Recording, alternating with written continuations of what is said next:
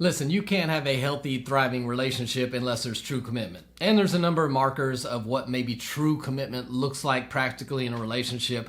But no matter what you're doing that would indicate commitment, I'm here to tell you that there is one thing that if you're doing this, not only does it indicate you're not fully committed, but this one thing is also the first step towards the path of an affair. I want to talk about that and how to avoid it. That's today on RelationShots.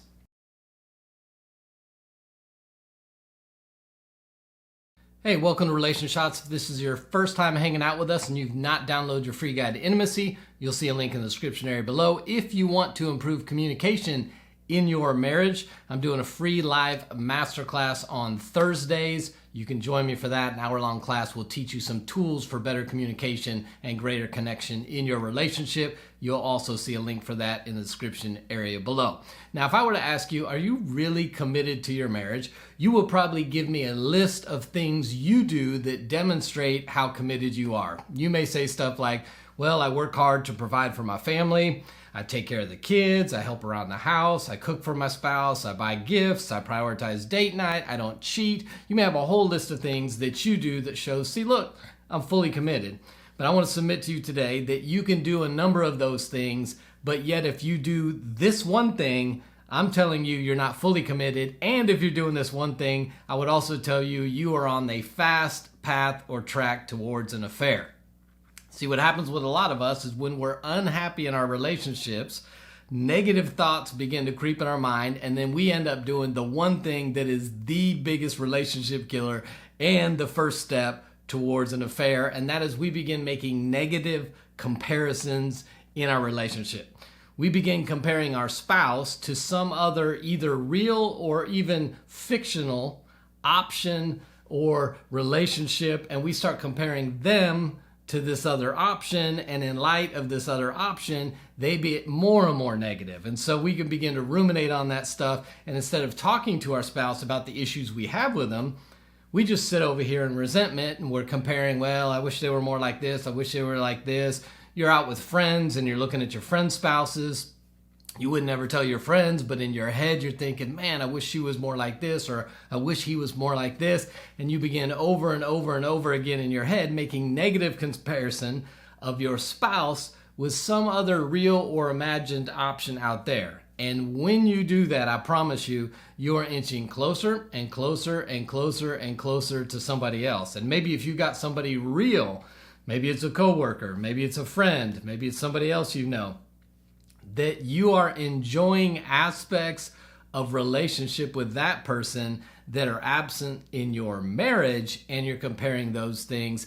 Wow, that's even more powerful to start leading you to a place that you do not want to end up in. And instead of doing what we should be doing, which is looking for the positive aspects in our relationship and in our spouse, instead of expressing appreciation on a daily basis for the things that are present, instead of expressing gratitude for the things that are great about the relationship, you continue to dwell on the negative. And Dr. Shirley Class, a leading expert in affairs, says this: when you compare your affair partner with your spouse, you are not really comparing two individuals. What you are comparing is how it feels to be in an idealized romantic relationship with how it feels to be in a reality-based long-term relationship. Or maybe you don't have a specific person. Maybe there's not an actual person you're thinking about and comparing, but instead, whenever you encounter something that you feel like is frustrating or disappointing or immature in your head, you're saying to yourself, man, I wish I was with a more mature person, or a person who didn't do this, or a person who did do this. In either case, whether there is a real or fantasized person you're comparing them to, or whether you're just saying, you know what? God, I wish they were more or less or whatever. In any rate, if you're comparing that, you believe that you could do better. And if you believe you can do better, you're not really committed to the relationship. A committed marriage needs to be one where there's no escape clause, where we're not looking for an exit ramp, where we're not thinking there's grass is greener on the other side, but we've burned the bridges, we've cut the ropes, we've blown up the ships, whatever phrase you want to use, there's no turning back. I'm fully in and I'm fully committed. And what that requires of me is I have to find a way to discuss negative experiences, negative emotions, negative behaviors, so that we can correct them, so I'm not sitting around in resentment comparing the negative aspects of my relationship with some real or idealized option over here, because if I'm doing that, I am on the path towards an affair. And if you can't do that, you need to find some help to be able to do that. Everybody, if you want to have a healthy relationship, a healthy marriage, you've got to have the ability to just express and discuss the negative things that happen in the relationship. If you can't do that, I'd encourage you to see a counselor. I'd encourage you to maybe go take a class, show up to my Masterclass on communication. We'll talk about how we can express things in a better way. But you need to figure out a way, if you can't right now, to manage and discuss the difficult negative emotions, experiences, and behaviors in the relationship. Because if you don't, there will come a day when you will be tempted to make negative comparisons of your spouse with some other option out there that may or may not actually be real. And when you do, you are headed down the path to moving away from the relationship you really want. So, if you want to stay committed to your relationship, don't just tell me all the things that you do on a practical daily basis to stay in there, but you also need to eliminate negative comparison, because it is the number one thing that will wreck a relationship. In fact, I think it was Ralph Waldo Emerson said, comparison is the thief of joy.